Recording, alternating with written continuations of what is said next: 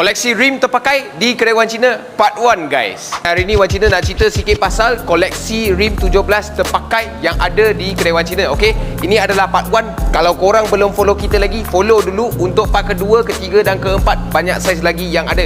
So kita cerita dulu apa yang ada untuk 17 inci.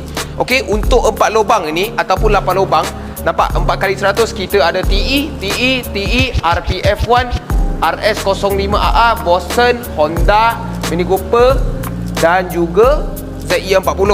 So kita ada banyak set. Okey, kebanyakan warna dia semua untuk yang gelap lah. So sesuai untuk kereta yang putih ataupun kereta yang warna dia cerah. Tapi kalau untuk kereta yang gelap, dia nak buat style gelap, memang sesuai juga. Okey, so kita boleh nampak ada lagi juga NK punya SC Tuning second ada di kedai kita juga. Nampak Kiwami dengan warna dia metallic hyper black.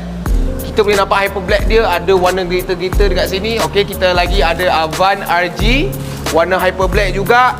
Ini rim tak tahulah model apa, tapi cabang dia macam rim Euro style 4x100 juga untuk 17 inci. Kita ada juga Lenso second hand. Nampak Lenso terpakai dan juga RPO1 yang lebar, yang memang main rota. Nampak? Ini 17x9JJ kalau tak silap Wan Cina hari itu. Okey, so untuk 5 lubang pula, 5 lubang kita ada TE37. Okey, warna dia kita buat chrome tepi, tengah dia hitam lah. Okey, ada juga TC105X AOW. Okey, ini adalah rim daripada AOW yang terpakai lah. Ini ada juga RPO1, rim Mercedes, rim 5x100, 5 lubang. Okey, so ada lagi CE28 dekat bawah sini. Serabut sikit lah sebab kedai dah tutup. Okey, memang nampak serabut sikit lah, minta maaf lah. Tetapi kita ada juga CE28 dekat sini 8 lubang. So 8 lubang maksudnya dia boleh masuk PCD 100 dan juga PCD 14.3. Okey, so banyak rim terpakai yang ada ready stock dekat kedai Wan Cina. Condition semua cun. Okey, itu sahaja untuk part 1.